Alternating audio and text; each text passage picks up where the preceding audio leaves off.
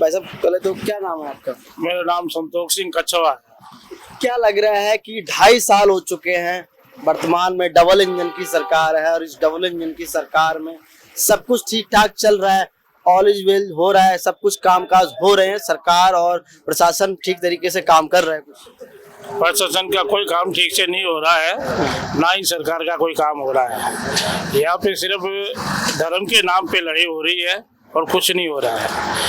और सरकार काम करना नहीं चाहती है या फिर उनके अधिकारी काम करना नहीं चाहते हैं, और ना ही मुख्यमंत्री की कोई सुनना चाहता है।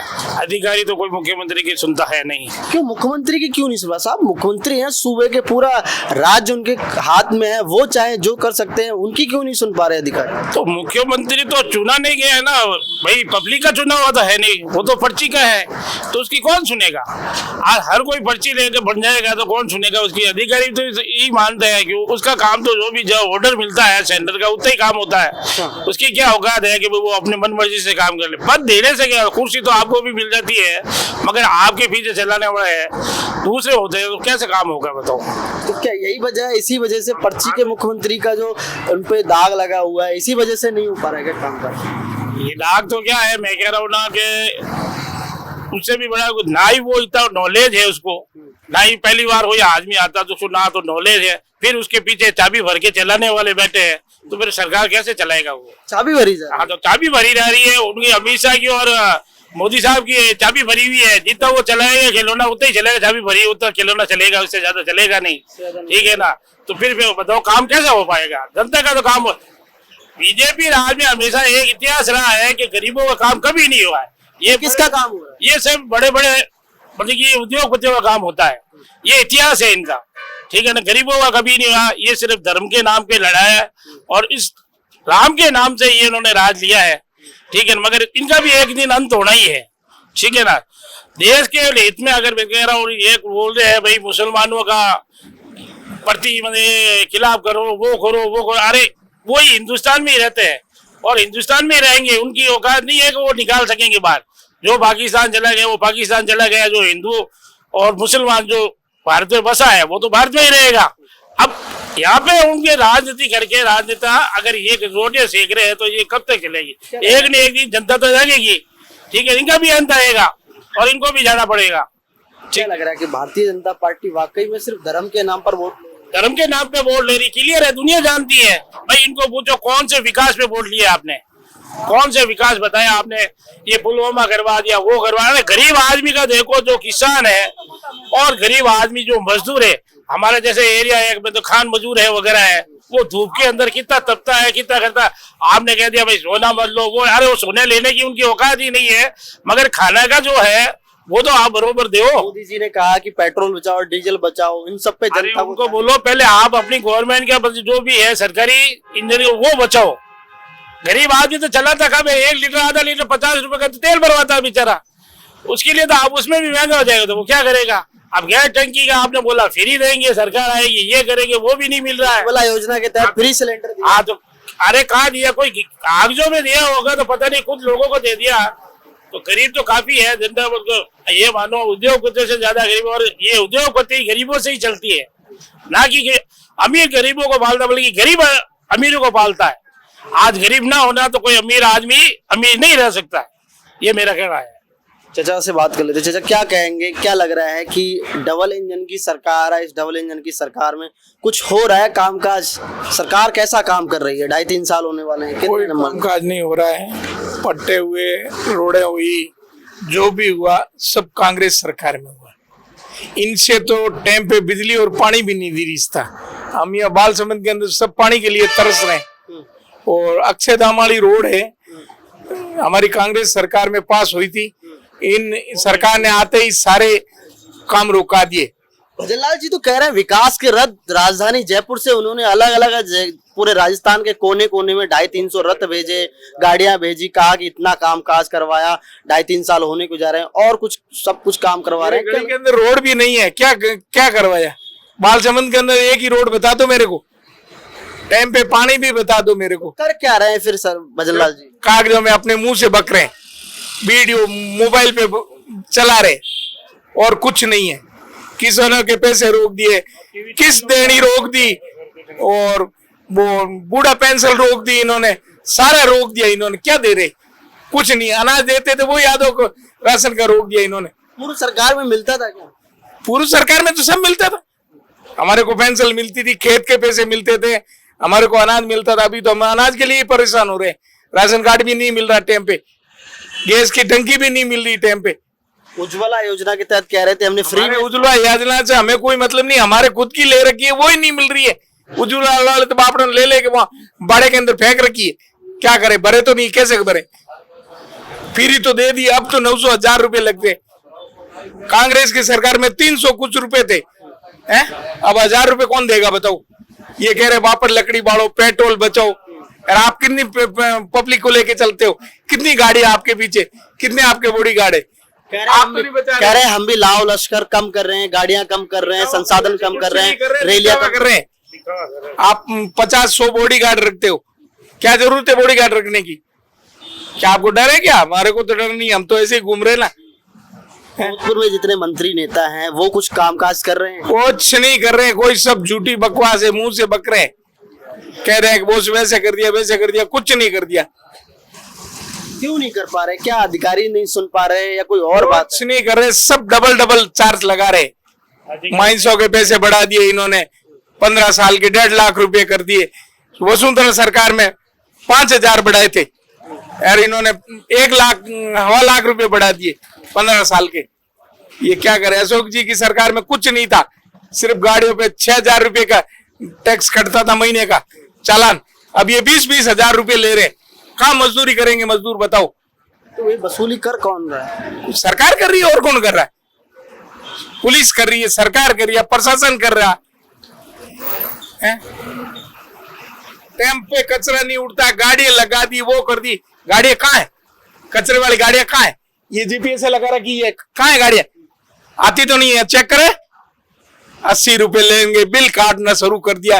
पहले तो कहता कचरा फ्री है, पहले फ्री में बिल के अंदर पैसे जुड़ के आते हैं, पानी के बिल के अंदर पैसे जुड़ के आते हैं, और ये कहते हैं अलग से रसीद काटेंगे। कैसी रसीद काटोगे तुम अलग से? ये क्या लगा रखा है? तो क्या लग रहा है कि जनता का वाकई में कुछ भला नहीं हो रहा? 180 वार्ड में कितनी गाड़ियां थी, अब आधी गाड़ियां नहीं है, पाव गाड़ी नहीं है, सब फर्जीवाड़ा झूठा, सब पैसे उठ रहे इनके। देखिए जनता साफ तौर पर बता रही है कि हाल क्या हाल है, और आप खुद देख रहे होंगे कि जनता जो है कहीं ना कहीं त्रस्त है। क्या कुछ लग रहा है कि इस डबल इंजन की सरकार में ठीक ठाक हो रहा है काम? सर, डबल इंजन की सरकार में धरातल पर कुछ नहीं है, ओनली फॉर कागजी कार्रवाई हो रही है कि भाई हम ये कर रहे हैं वो कर रहे हैं। आज शिक्षा से जुड़ा मुद्दा ले लीजिए आप।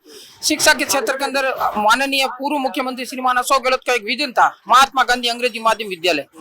तो उन्होंने एक दूरदृष्टि सोच रख के गरीब के बच्चे जो निम्न श्रेणी से आते हैं, जो प्राइवेट स्कूलों में शिक्षा एफर्ड नहीं कर पाते, उनके लिए एक अंग्रेजी माध्यम विद्यालय खोले गए थे। तो ना तो वहां पर समय पर इन्होंने अध्यापक लगाए, तो कुछ स्कूलें बंद होने की नौबत आ गई, और कुछ चल रही है तो ये राजनीति कर रहे हैं। अरे आपके बच्चे है ना ऑक्सफोर्ड यूनिवर्सिटी में वगैरह में पढ़ रहे हैं, तो गरीब का बच्चा एक अंग्रेजी माध्यम में शिक्षा ग्रहण क्यों नहीं कर सकता? ये विरोधाभास क्यों? गरीब के बच्चे को शिक्षा का अधिकार नहीं है? जरूर है। रही बात सर उज्ज्वला योजना की, तो उज्ज्वला योजना के अंदर पहले थे 12 टंकी पे जो ये सब्सिडी दे रहे थे, और राज्य सरकार भी कह रही थी कि भाई हमें 450 में टंकी देंगे। ना तो राज्य सरकार की सब्सिडी का पता है, ना सेंट्रल गवर्नमेंट की सब्सिडी का पता है। अब है ना, पहले 12 टंकियों से 8 टंकियों पर सब्सिडी कर दी, ठीक है, बंद कर दी, वो समय पर नहीं आती। रही बात वृद्धावस्था पेंशन की, मेरे मदर और मेरे फादर है जो सिलिकोसिस पेशेंट है, उनकी पेंशन हर महीने में आनी चाहिए थी। अभी मैं बता रहा हूँ आपको, 5-5 महीनों से वो पेंशन पेंडिंग में है। अगर मान लो किसी का परिवार है जो उस पेंशन पे ही गुजारा कर रहा है, तो वो अपना घर खर्चा कैसे चलाएगा? ठीक है, तभी तो कह रहे हैं कि पूर्व मुख्यमंत्री अशोक गहलोत ने यह कहा है कि भाई हमने वृद्धावस्था पेंशन इसलिए चालू की कि जो बड़े बुजुर्ग माता पिता है, उनके घर में कोई बहन बेटी आए तो किसी अपने बच्चों से मांगने की जरूरत ना हो। तो उनकी सोच एक सामाजिक, धार्मिक, आर्थिक और दूरदृष्टि सोच थी। तो लोगों ने क्या है कि एक धार्मिक मुद्दे पर एक धार्मिक माहौल बना दिया गया 2023 के अंदर, कि भाई ये होगा वो होगा ऐसे होगा। धर्म के नाम पर सरकार बनाई, ये धर्म के नाम पे ना इन्होंने एक सुगबा छेड़ा, उसके चक्कर में लोग झांसे में आ गए और सरकार थोड़ा बदल दिया। और एक पेपर लीक का मुद्दा बनाया इन्होंने। पेपर लीक तो हाल फिलहाल में हाल कल फिलहाल भी में 2 बार हो गए सर, पिछली बार भी नीट का हो गया, इस बार भी हो जी गया। कह रहे थे एक भी पेपर लीक नहीं हुआ। इनके मंत्री हैं राजवर्धन सिंह राठौड़, वो भी कह रहे थे लोकल एग्जाम होता है, यूनिवर्सिटी का पेपर लीक हो जाता है। बात रही नीट, बड़े स्तर की एंटी अगरबत्ती है। और पेपर लीक के अंदर आप देखिए ना, अब छोटे कार्यकर्ता को फंसा गया, बड़ी मछलियां बाकी है। मदन दिलावर जी कहते हैं कि हम उसको करेंगे, अब आप जांच करिए ना, पता चल जाएगा कि कौन दोषी है। ये आज नीट का पेपर लीक हुआ, लाखों करोड़ों बच्चों का भविष्य अंधकार में हो गया। तो मैं यही कहना चाहता हूँ 2028 के अंदर जनता ने ये मन बना लिया है कि पुनः अशोक गहलोत सरकार को दोबारा लाया जाए। परिवर्तन होगा, 100% होगा। और भी लोग हैं, उनसे भी हम बातचीत कर लेते हैं। क्या कुछ कहना चाहेंगे किसान, जवान, आम आदमी, जनता को डबल इंजन की सरकार में कुछ मिल रहा है प्रॉफिट? सरकार प्रशासन मिलके कामकाज कर रहे हैं जनता के लिए? देखिए, जब से ये भारतीय जनता पार्टी की सरकार बनी, चाहे 2014 से लेकर आज दिन तक की बात करें तो 2 करोड़ युवाओं को प्रति वर्ष रोजगार देने का जो इन्होंने वादे किया था, अगर पूरा भी आज इनका जो भी 12 साल का कार्यकाल जोड़े तो 2 करोड़ लोगों को रोजगार नहीं मिला। आज छात्र परेशान है, युवा परेशान है, किसान परेशान, हर वर्ग और हर गरीब वर्ग, जो आर्थिक रूप से पिछड़े लोग, हर व्यक्ति परेशान है। आप देखिए, अब जैसे चाचा बता रहे थे राशन की बात है, जो पूर्व में जो राशन कार्ड की दुकानें थी, राशन वितरण की जो दुकानें थी, हर एक जो वार्ड स्तर पे थी, लेकिन आज देखिए, आज यहाँ पूर्व में जो बालसम ने एक राशन दुकान, उसको भी बंद करने का कार्य किया। और शिक्षा की बात करें तो शिक्षा में जो महात्मा गांधी जो नाम से अंग्रेजी मीडियम स्कूल है, पूर्व मुख्यमंत्री अशोक गहलोत जी ने संचालित की थी, उन स्कूलों को भी बंद करने के कगार पर है। और कई ऐसी स्कूलों को मर्ज कर दिए गए। और बालिका शिक्षा की बात करने वाली भारतीय जनता पार्टी की सरकार आज बालिका शिक्षा की सिर्फ कागजों में बात करती है। और ऐसे कई विद्यालय हैं, और मैंने पूर्व में भी जो यहाँ के जिला शिक्षा अधिकारी उनको भी अवगत करवाया था कि ये स्कूल है, चाहे प्रताप नगर की स्कूल हो, चाहे जाजीवाला स्कूल, ऐसे कई स्कूल है जिनको बंद करने का कार्य भारतीय जनता पार्टी की सरकार ने किया है।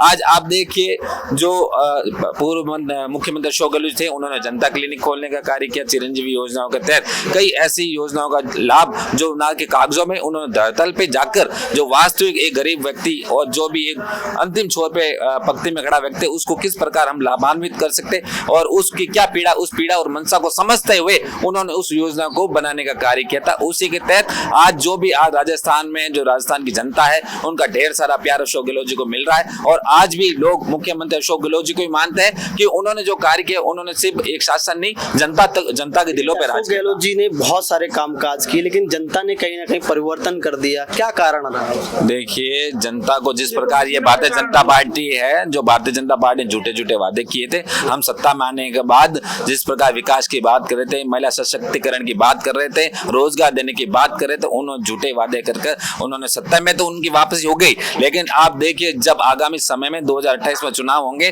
तो कांग्रेस पार्टी की लगभग 180 सीटें आने जा रही है। ये मैं नहीं कह रहा हूँ, ये संपूर्ण जो आम जनता की भावना है, मीडिया जगत है, ये सभी कह रहा है, क्योंकि ये भजनलाल की सरकार है। ये भजनलाल की खुद की सरकार नहीं, भजनलाल तो खुद एक सरपंच थे, उनको खुद कोई जानकारी नहीं है कि वास्तव में सरकार किस ओर के चले जाए। उन्होंने वहां विधानसभा में बात की थी कि नरेगा योजना हमने अपने कार्यकाल में की थी, लेकिन जब नरेगा योजना जब यूपीए गवर्नमेंट ने चालू की थी, उससे पहले वो वहां के सरपंच थे, उन खुद को कोई जानकारी नहीं। जो भी वहां दिल्ली से पर्ची आती है, जितनी बात कहनी उतनी बात, वो मीडिया से मुखातिब होते हैं उतनी बात कहते हैं, उसके अलावा वो एक भी बात ना तो ज्यादा कहते हैं ना कम कहते हैं। कहा जा रहा है कि कहीं ना कहीं सरकार के मंत्री, नेता, सरकार, मुख्यमंत्री, इन सबकी अधिकारी सुन नहीं रहे। कितना तथ्य है? क्या आप लोगों को लगता है कि आपके क्षेत्र में जो कामकाज होते हैं वो लटके हुए पड़े हैं, अधिकारियों की वजह से अटका पड़ा है? देखिए, बिल्कुल आप सही कह रहे हो। जो ब्यूरोक्रेसी है, ब्यूरोक्रेसी खुद शासन चला रही है। चाहे आप देख ले, भजनलाल जी है, वहाँ दिल्ली से जो अधिकारी वहाँ भेजा जाता है, वही अधिकारी यहाँ पे राजस्थान की सरकार चलाता है। यहाँ भजनलाल जी एक नाम मात्र संस्थापक बचे हैं, उसके अलावा भजनलाल जी का कोई रोल नहीं है। उनके खुद के विधानसभा क्षेत्र भरतपुर में चले जाइए, वहाँ पे क्या स्थिति आपसे छुपी नहीं। वहाँ के लोग भी उनको मुख्यमंत्री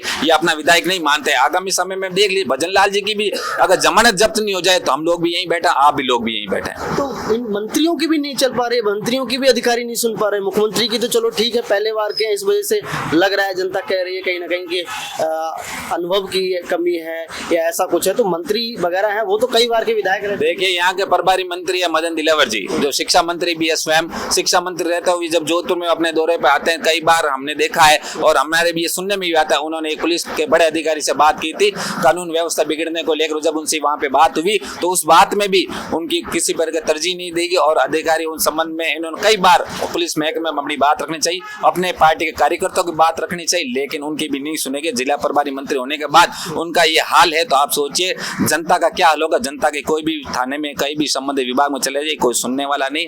ट्राइमाम कर रहे हैं। आज भी जनता जब कोई भी काम पड़ जाता है, जोधपुर के मुख्यमंत्री जो अशोक गहलोत जी को मानते हैं वो अशोक जी को कॉल करते हैं। गहलोत साहब स्वयं इस बात को सीरियस लेते हुए कभी जिला कलेक्टर से बात करते हैं, संबंधित अधिकारी से बात करते हैं और लोगों की ज्यादा से ज्यादा समस्या को समाप्त करने, उनका हल निकालने के लिए हमेशा प्रयासरत रहते हैं।